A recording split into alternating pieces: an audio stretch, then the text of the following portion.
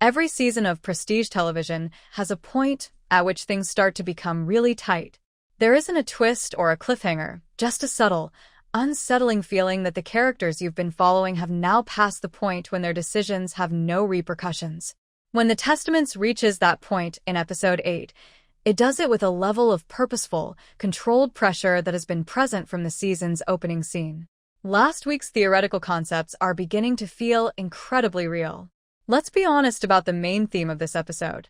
It has to do with finality.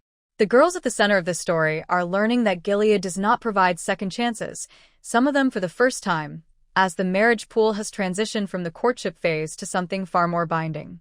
The families have debated, the matches have been made, and now the choices are being made. And in several instances, they are landing like something far heavier than anyone was ready to carry. It makes sense that Agnes bears the majority of the episode's emotional burden. Everything that has been gradually developing in her character, the silent rebellion, the gathering of prohibited items, the barely contained rage at a system that plans your entire future without your consent, comes to a sort of reckoning. Her parents have decided what to do.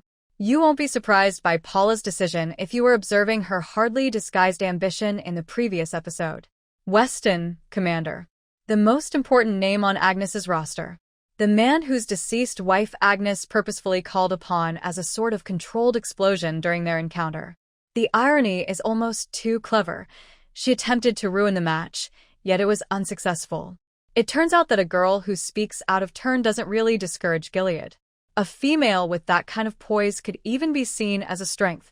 Agnes's processing of this is where the show succeeds. There is neither a dramatic eruption nor an emotional confrontation. Rather, there's something more subdued and, in some ways, unnerving.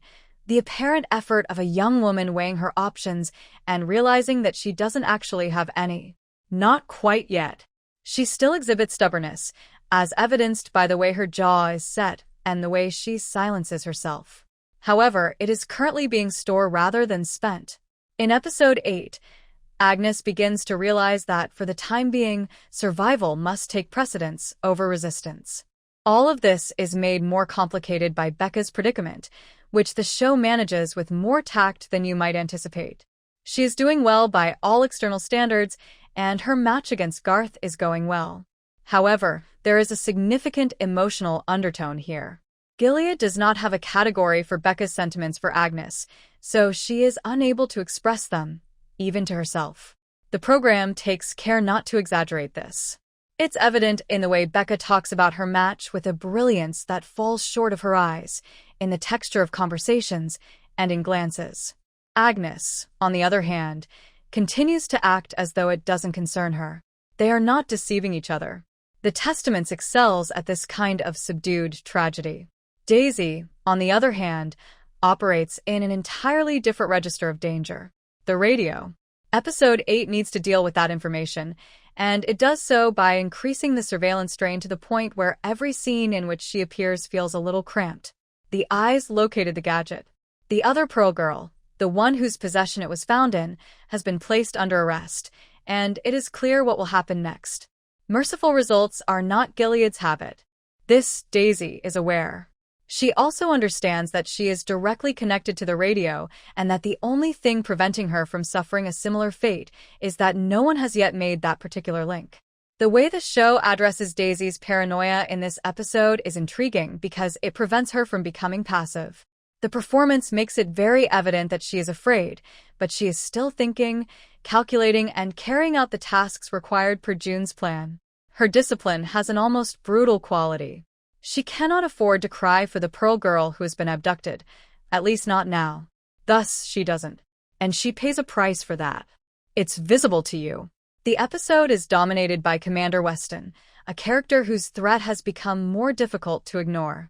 In the upcoming episodes, the show will undoubtedly take advantage of the awkward dramatic irony created by his involvement in the Eyes investigation and his recently established tie to Agnes's destiny. In addition to being the man pursuing the mole, he is also the man Agnes is now supposed to wed. The writer's careless construction is not a coincidence. Episode 8 serves as a compression chamber because there are just a few episodes left in the season. The margins for error are getting smaller, All of the narratives are getting closer together, and the characters who had even a small amount of independence are having that freedom subtly taken away from them. In the midst of all of this, Hilda's relative satisfaction with her own pairings offers a moment of respite, but even that has a drawback. Happiness in Gilead has a way of turning into leverage. The season has been meticulously planting cracks, but they are no longer little fractures. They are structural. Furthermore, structural damage only ever travels in one direction in a society as fragile and cruel as Gilead. Something is going to shatter. What is the sole unanswered question?